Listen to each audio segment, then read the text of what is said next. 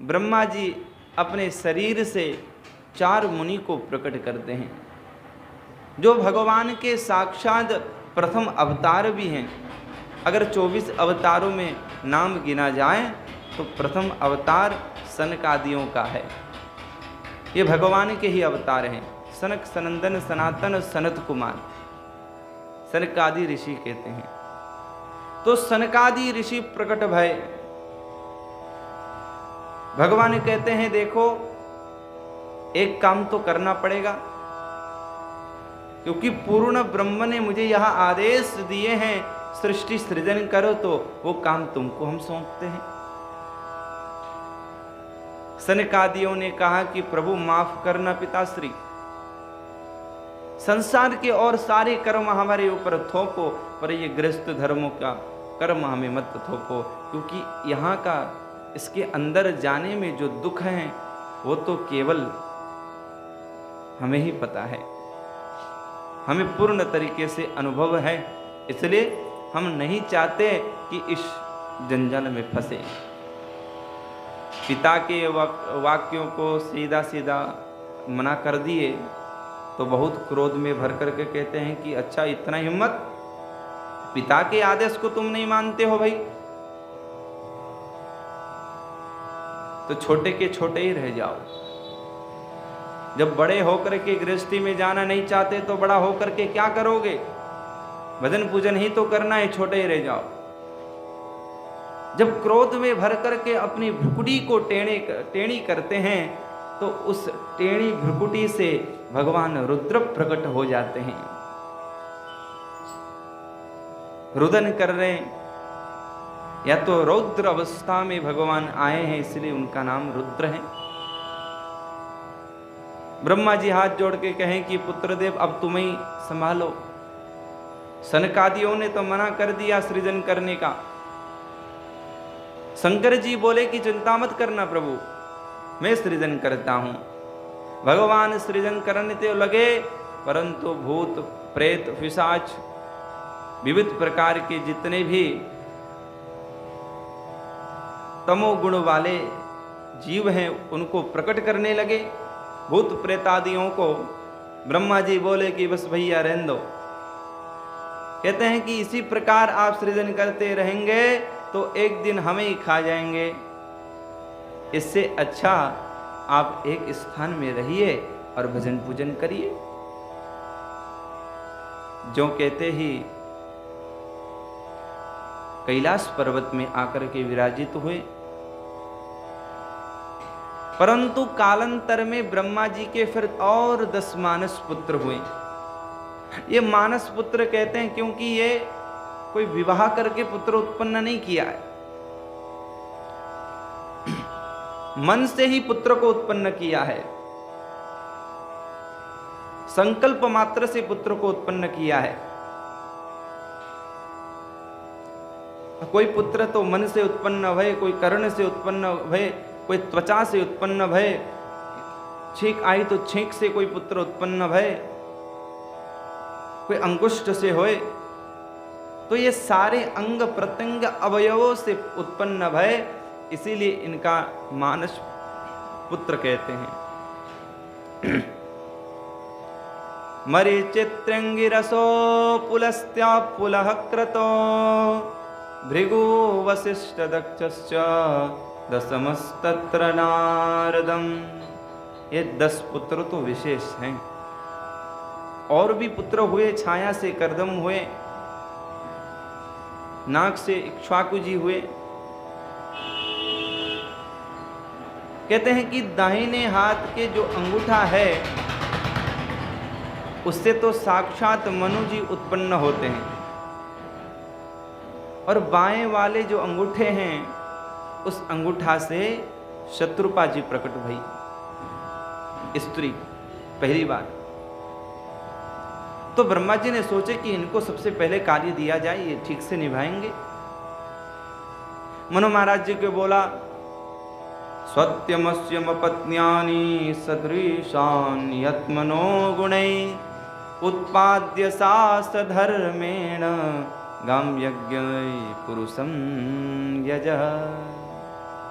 अरे मनु महाराज, अपनी पत्नी के माध्यम से संतति उत्पन्न करें और पृथ्वी में रह करके प्रजा पालन करिए, भगवान यज्ञ नारायण की भी पूजा करते रहिए।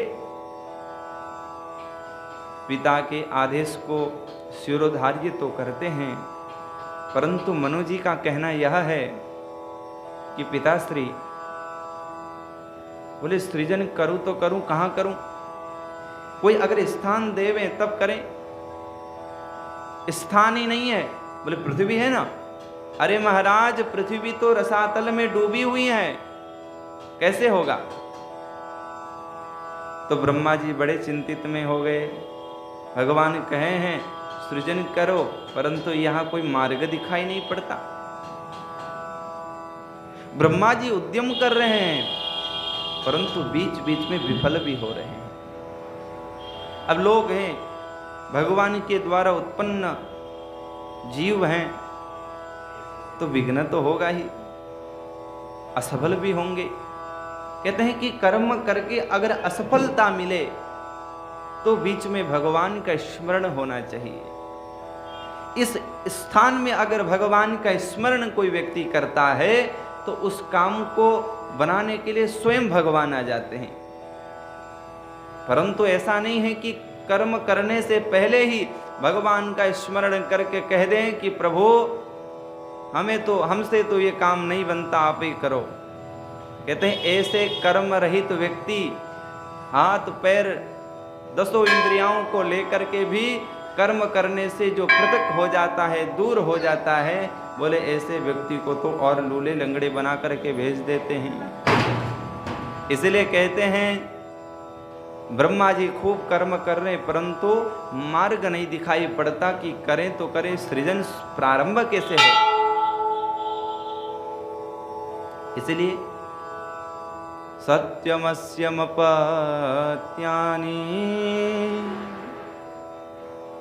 आदेश तो दे दिए, मार्ग नहीं है महाराज। कहते हैं ब्रह्मा जी उसी प्रकार विचार कर ही रहे थे, चिंतित में थे। इत्यभिद्यायतो नासात् विव्रात सहसा नगः वराह, उसी प्रकार विचार कर ही रहे थे कि उनके नासा छिद्र से एक छोटा वराह बालक उत्पन्न हुए, छोटा सा बालक उत्पन्न हुआ है और देखने में बहुत तेजस्वी दिखाई पड़ता है।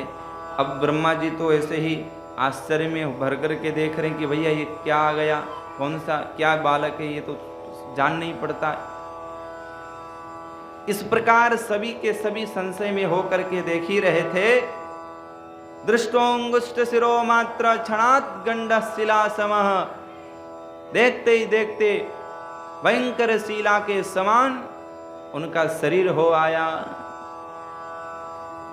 अब तो जितने भी ऋषि वर थे सब पीछे भागने लगे, भैया भागो भागो, क्या हो गया, ये तो बढ़ करके लगता है हमें खाने के लिए आया होगा, अब हमें नष्ट करेगा, अब हमें भगाएगा। ब्रह्मा जी भगवान के आवा मंडल पर देखे तो ऐसा तेज भरा हुआ है, तो तत्क्षण जान गए भैया इतना तेज तो केवल भगवान में ही हो सकता है, अन्यत्र जीव में नहीं हो सकता। मैं भगवान से निकला हूं और मेरे संतान भगवान से निकले हैं, इतना तेज है क्या? बोले नहीं, साक्षात कोटि सूर्य समप्रभा, करोड़ों सूरज के समान चमचमाते हुए वराह भगवान प्रकट हो जाते हैं। तो ब्रह्मा जी जान गए कि ये वराह सामान्य वराह नहीं है, ये भगवान के ही अवतार हैं। ऐसा कह करके बार बार प्रणाम करते हैं। आगे जा करके ऋषि मुनि को कह रहे हैं कि अब आप संकोच मत करिए, भयभीत ना हो, क्योंकि ये तो साक्षात भगवान है, हमारे कार्य को पूर्ण करने के लिए आए हैं। क्योंकि हमें समझ नहीं आ रहा है ना कि पृथ्वी को निकाले कैसे, तो अपने देवानाम कार्य साधकः, भगवान का नाम तो यही है, देवताओं का, ब्रह्मा जी का, मनुष्यों का कार्यों को पूर्ण करने के लिए भगवान आ जाते हैं। निशम्य घर घरितं स्वखेदं क्षयिष्णु माया मैसूकरस्य। वराह भगवान के घर घर की जो आवाज है, कहते हैं सत्यलोक, जनलोक, तपलोक, तीन लोक में गुंजयमान हो रही हैं। और वो सुंदर शब्द को सुन करके ऋषि मुनि आगे आए और सुंदर सुंदर वेदों के मंत्रों से मंगलाचरण करते हैं। त्रिवी पवित्रे मुनयो गृणस्म। अब मंगलाचरण करते हैं, स्वस्ति वाचन करते हैं, वेद मंत्र स्नान कर रहे हैं भगवान का, पुष्पांजलि करते हैं। कोई आकर के सबके सब आकर के दर्शन करते रहे। तत्क्षण ही भगवान प्रसन्न मुद्रा में भर करके रसातल में प्रवेश कर जाते हैं और पृथ्वी को अपने दंष्ट पर धारण करके ऊपर आ जाते हैं। परंतु सुखदेव बाबा कहते हैं कि उसी बीच एक हिरण्याक्ष नाम का दैत्य आ गया और भगवान ने उनका कल्याण कर दिया और लेकर के पृथ्वी को रख दिए। तो सुखदेव बाबा को समझ नहीं आया कि महाराज ये बीच में कौन सा राक्षस आया। भगवान के साथ दो हाथ करे, इतना सामर्थ्य है उसमें। किसका पुत्र था और उसकी मनसा क्या थी? तो सुखदेव बाबा कहते हैं कि देखो, पूर्व काल में द्वितीय दाक्षायणी छत्तर मारीचम कश्यपम पतिम अपत्य कामाचक में संध्यायारिचयोदयम।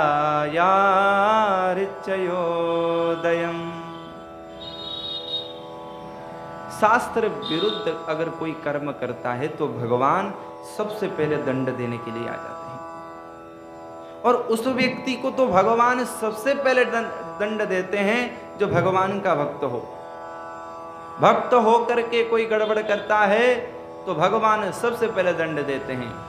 क्यों? जैसे अपना पुत्र हो, किसी और पुत्र के साथ कोई गलती कर दी तो पिता पहले अपने पुत्र को ही डांटेगा, पिता पहले अपने पुत्र को ही मारेगा। ये स्वाभाविक बात है। उसी प्रकार भगवान के समस्त भक्त तो पुत्र समान हैं, तो अगर कोई भक्त गड़बड़ करता है तो दंड भी तुरंत ही उसको मिलता है। कहते हैं कि जैसे मानस पुत्र मरीचि, सबसे पहले जो पुत्र हुए मरीचि, तो मरीचि के ही एक पुत्र हैं कश्यप जी, और दक्ष जी जो मानस पुत्र हैं उनकी एक पुत्री हैं दीति। अब कश्यप जी के और जितने भी पत्नियां हैं सबके एक न एक संतान है, अदिति, दनु, काष्ठा, सुरसा, इला आदि। परंतु दीति के कोई संतान नहीं, उसको अच्छा नहीं लगता। संध्या काल में संतान की कामना करती हैं। ऋषिवर कहते हैं कि देखो, संध्या काल में तो भजन पूजन किया करते देवी, मैं यज्ञ नारायण की पूजा कर रहा हूं, अभिषेक कर रहा हूं, तो तुम मुझे रोक क्यों रही हो? कहते वैसे 4 चीज संध्या काल में करनी नहीं चाहिए।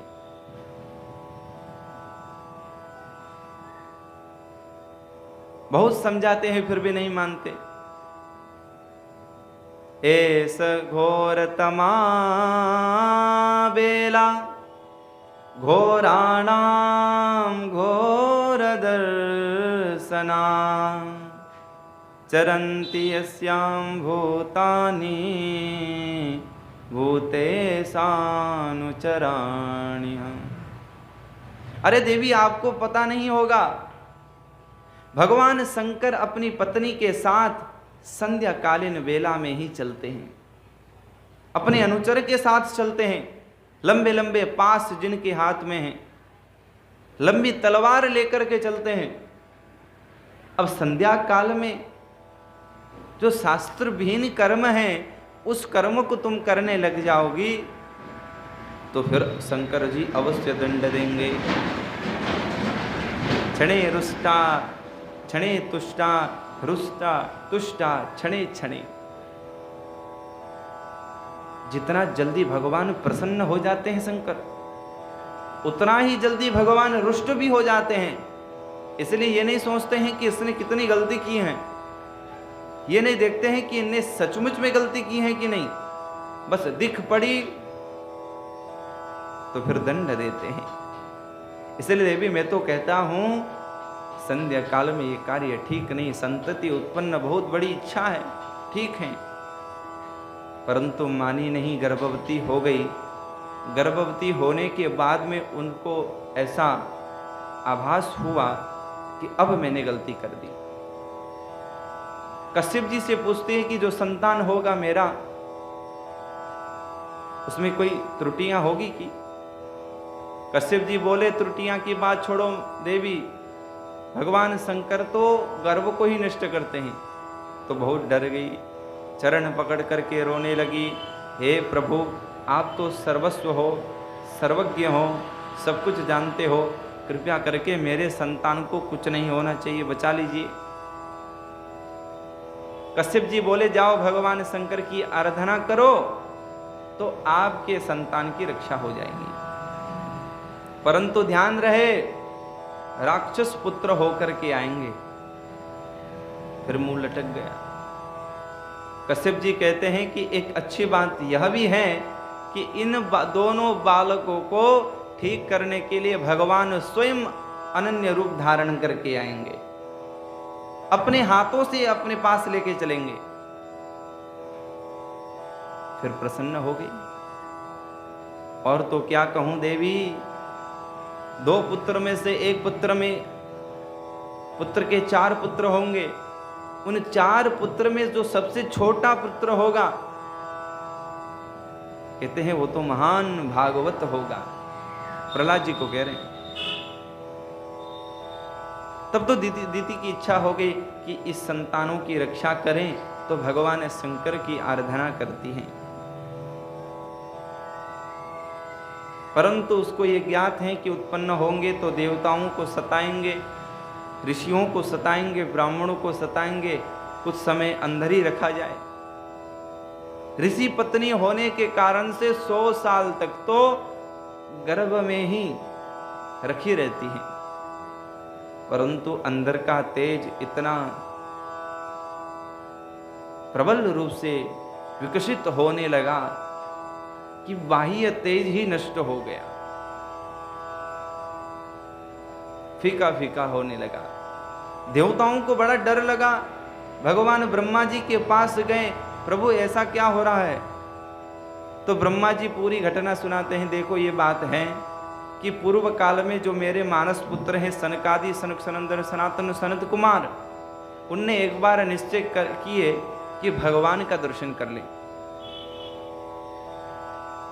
क्योंकि इतने तपस्वी हैं कि संकल्प मात्र से भगवान के लोक में वो जा सकते हैं।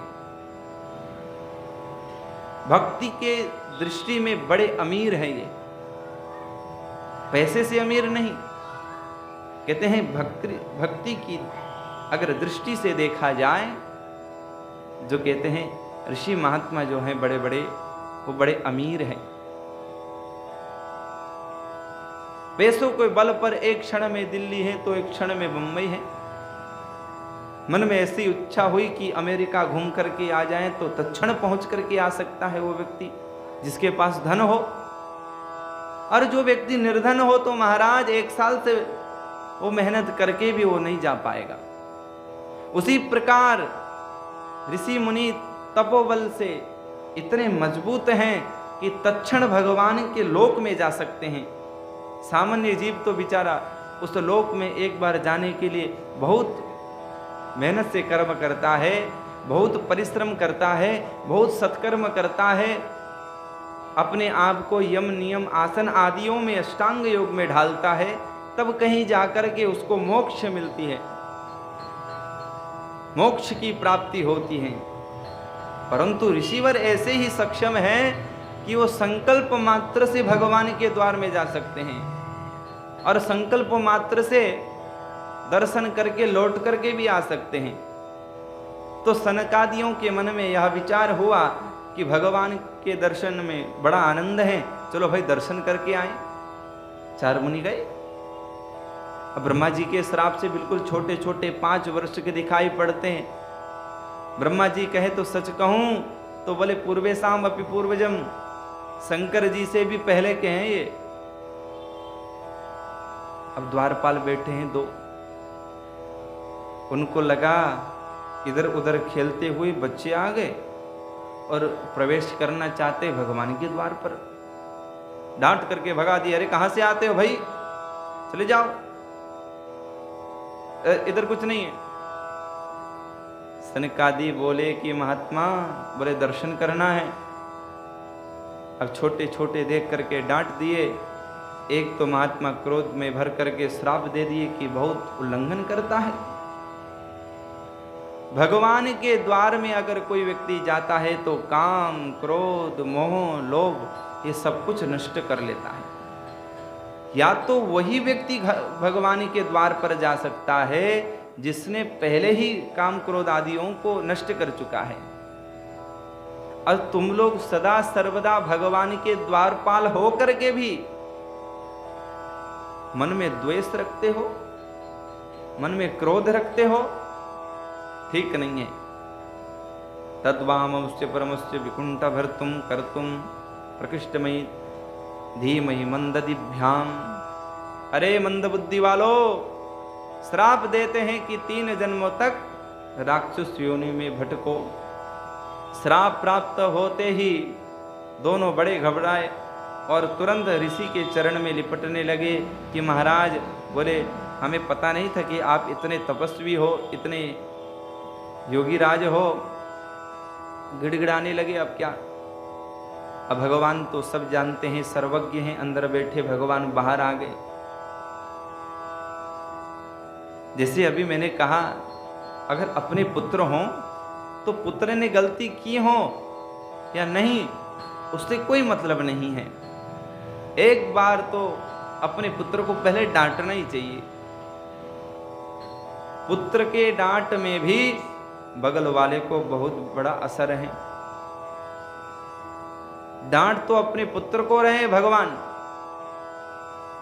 सनकादियों को असर हो रहा है। अरे तुमने ऐसा क्यों कर दिए, जो आए हुए व्यक्ति को तुम्हें पता नहीं। सनकादि को ऐसा लगता है कि भगवान के द्वार पर आकर के भी हमने क्रोध किया तो हमने क्या जीवन में पाया। कोई व्यक्ति इस द्वार में आने के लिए कितना मेहनत करता है, पर देखो भगवान ने हमारे ऊपर इतना छूट दे रखे हैं कि इस छूट को पाकर के हम बहुत बिगड़ गए हैं, अपने आप लज्जित होते हैं। भगवान तो कहते हैं कि चिंता मत करो ब्राह्मणों, हमारे पास जो कुछ भी है बोले सो आपके द्वारा दी हुई है। ब्राह्मणों की महिमा का गान करते हैं। यस्यामृतम मलय श्रवणत्व गादिन।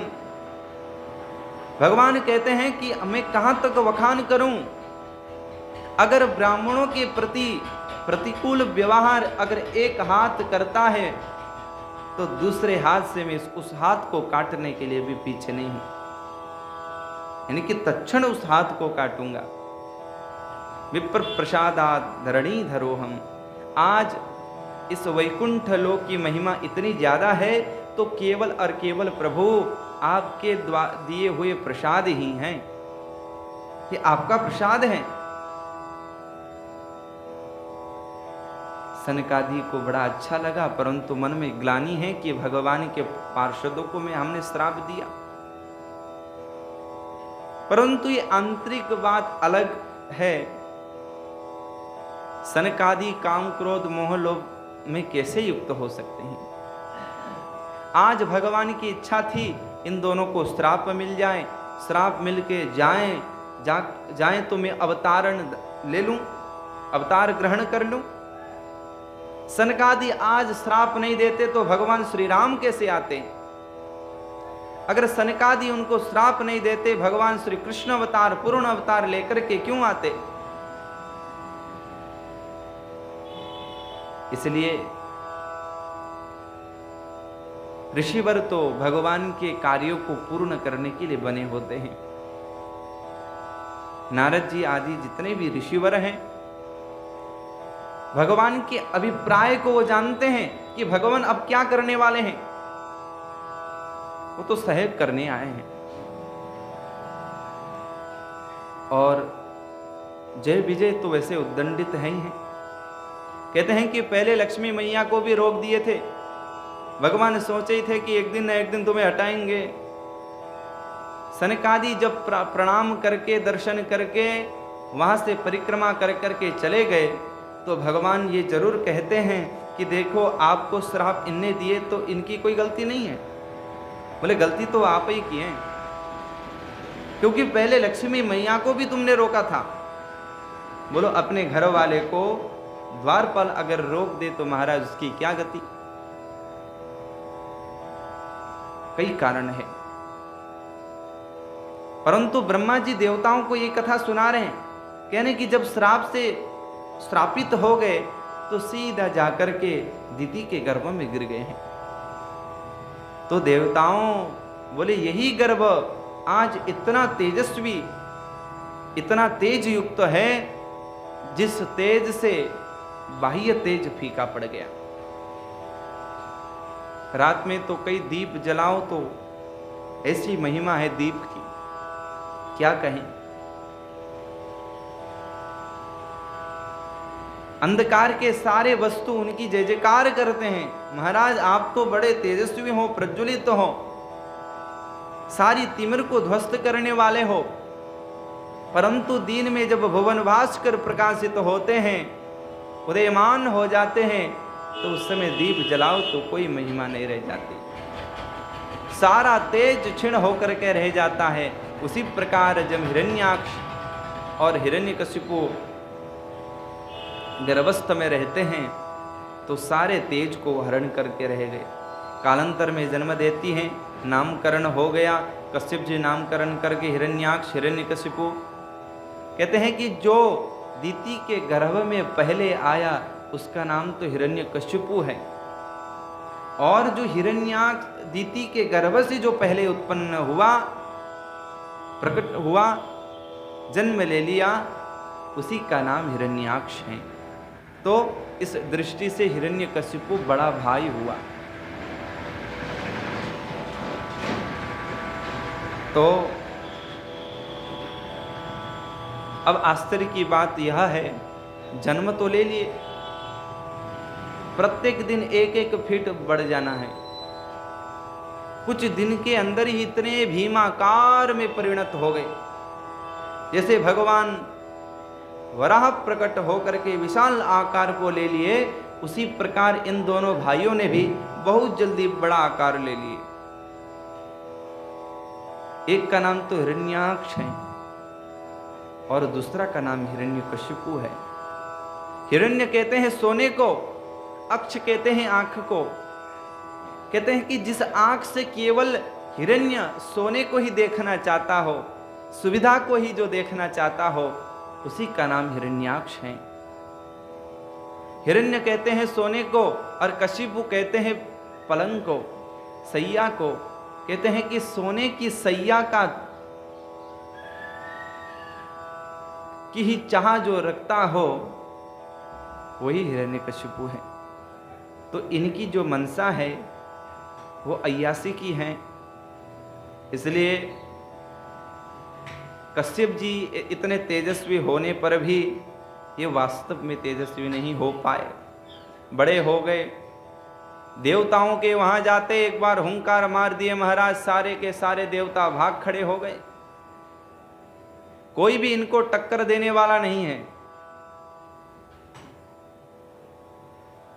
किसी से लड़ाई करने की कोई आवश्यकता ही नहीं।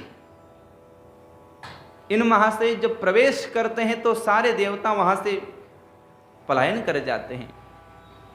एक दिन तो हिरण्याक्ष बोला कि महाराज देखो भैया, हमसे युद्ध करने वाला कोई नहीं इस पृथ्वी में, अगर कहीं छुप करके बैठा होगा तो मैं ढूंढ करके अपनी खुजली को दूर करके आ जाऊं।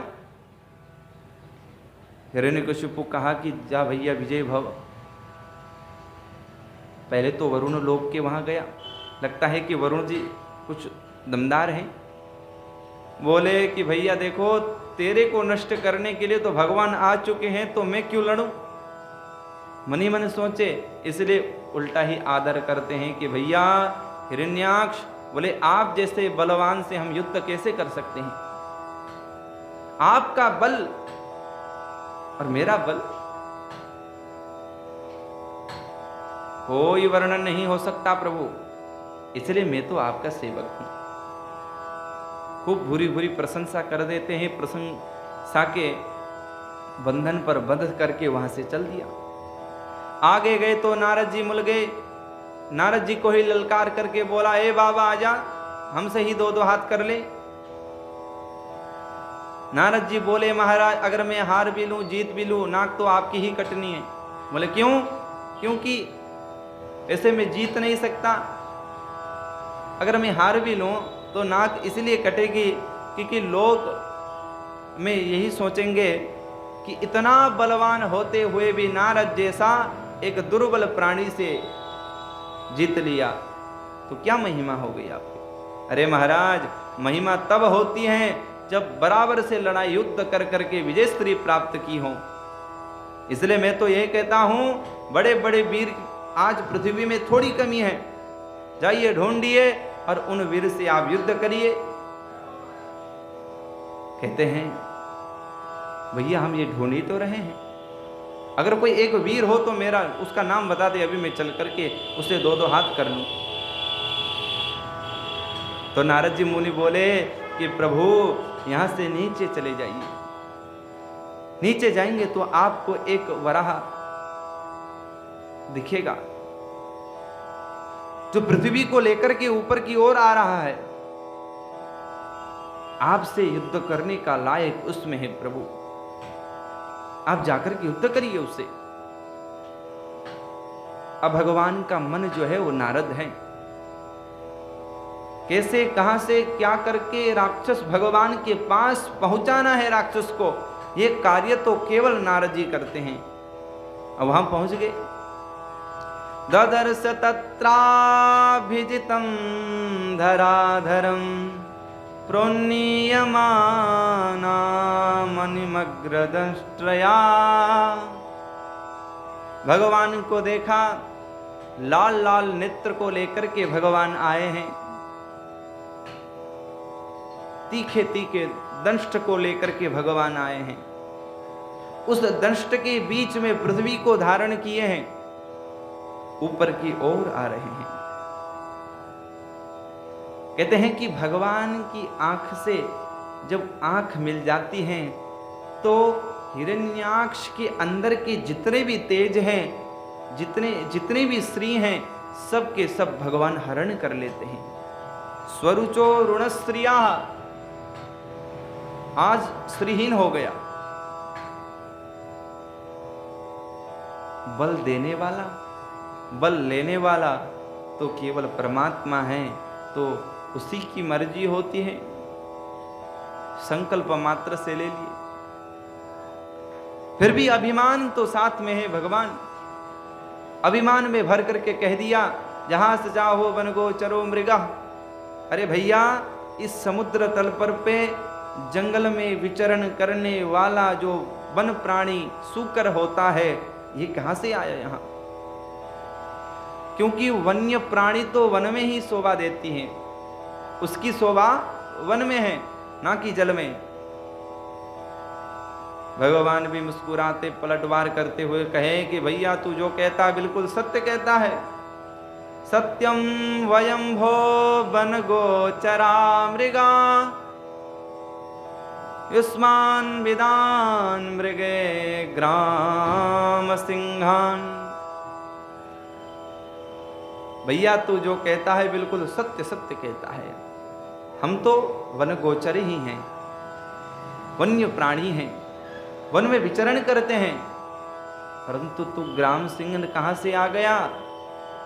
अब ग्राम सिंहन कुत्ते को कहते हैं, तो भगवान का कहने का तात्पर्य यह है कि भैया जो कुत्ता होता है वो आत्मनिर्भर तो नहीं है, पर निर्भर है, किसी के दिए हुए टुकड़े से ही वो पलता है।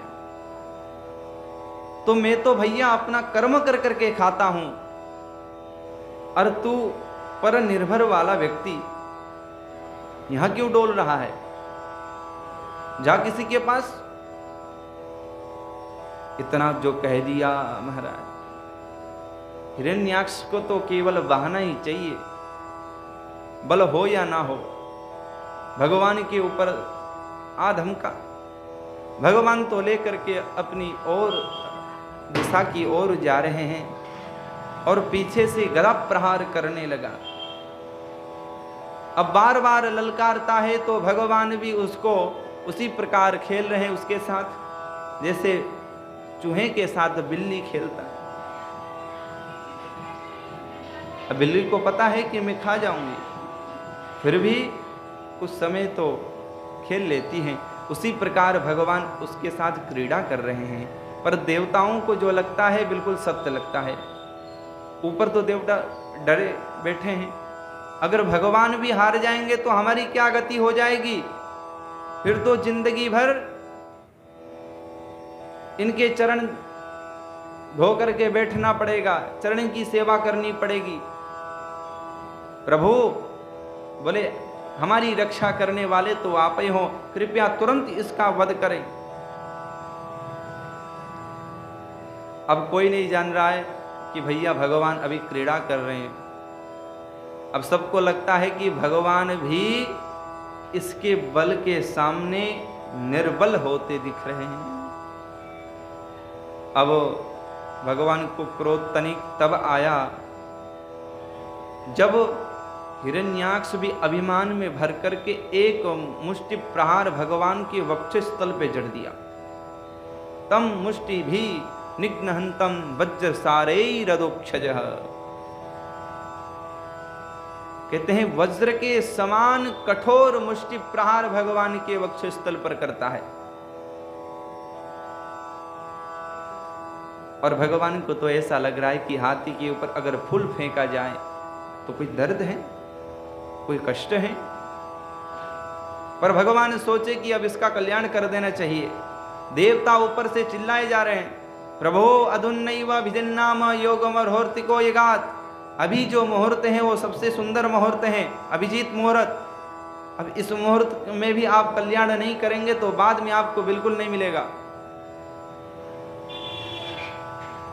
करेण कर्णमूले हन यथा त्वष्ट्रम मरुत्पति।